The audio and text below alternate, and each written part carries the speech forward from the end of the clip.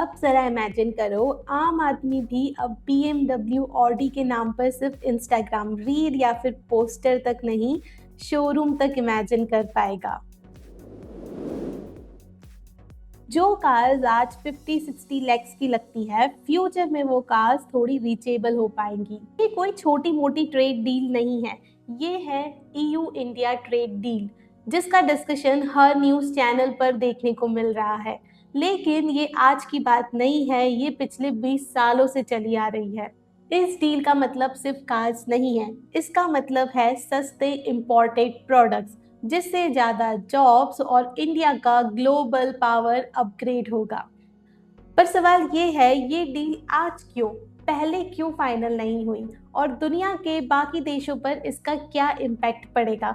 चलो कहानी पूरी शुरू से समझते हैं। इंडिया और यूरोप का ट्रेड रिलेशन कोई नया नहीं है। 1960s-70s में इंडिया एक्सपोर्ट करता था चाय, मसाला, कपड़े। यूरोप देता था मशीनरीज, टेक्नोलॉजी। ट्रेड होता था लेकिन रूल्स क्लियर नहीं थे और टैक्सेस भी काफ़ी हाई थे।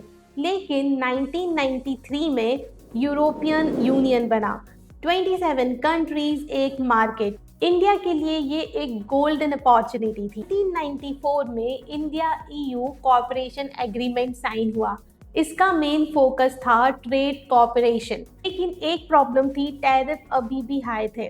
इसका मतलब यूरोपियन प्रोडक्ट्स इंडिया में महंगे थे और इंडियन प्रोडक्ट्स यूरोप में महंगे थे। 2007 में फाइनली अनाउंसमेंट हुआ, इंडिया EU ने free trade agreement talk start की। सपना था ट्रेड सस्ते होंगे, जॉब्स बढ़ेंगी, IT और सर्विसेज को बूस्ट मिलेगा। पर यहाँ पर कहानी बिगड़ गई।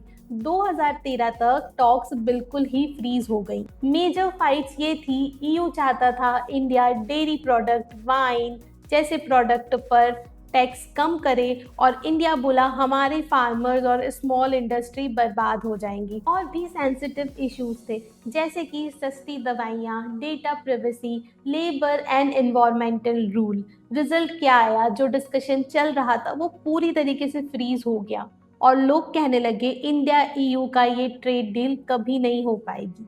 लगभग 8 साल तक साइलेंस। उसी बीच EU बिजी हो गया चाइना के साथ, इंडिया बिजी हो गया अपनी इकोनॉमी को रिफॉर्म करने में, और साथ ही US चाइना ट्रेड वॉर शुरू हो चुका था।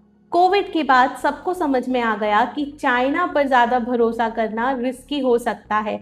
बिजनेस करने के लिए हमेशा ट्रस्टेबल पार्टनर होना ज़रूरी है। वहीं पर EU ने इंडिया को देखा, fast growing country, stable democracy और ह्यूज मार्केट।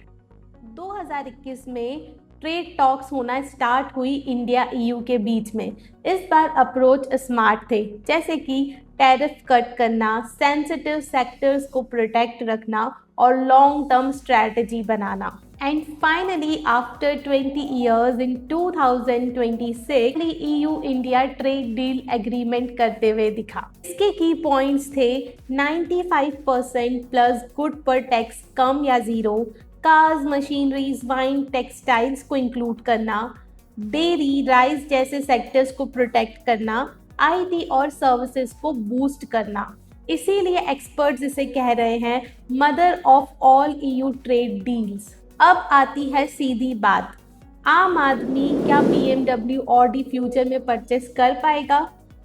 इनके प्राइजेस बहुत चीप तो नहीं होंगे, लेकिन थोड़े रीचेबल होंगे। टेक्सटाइल इंडस्ट्री की बात करें तो इंडियन कपड़े यूरोप में ज़्यादा बिकेंगे, जिससे जॉब्स पर फैक्ट्री में बूस्ट होगा।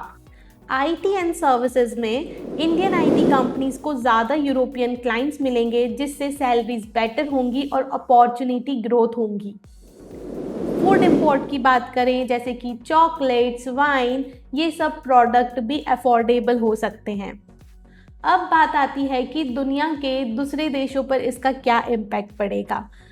EU के लिए इंडिया जब अल्टरनेटिव सप्लायर बनेगा तो चाइना पर प्रेशर बढ़ेगा।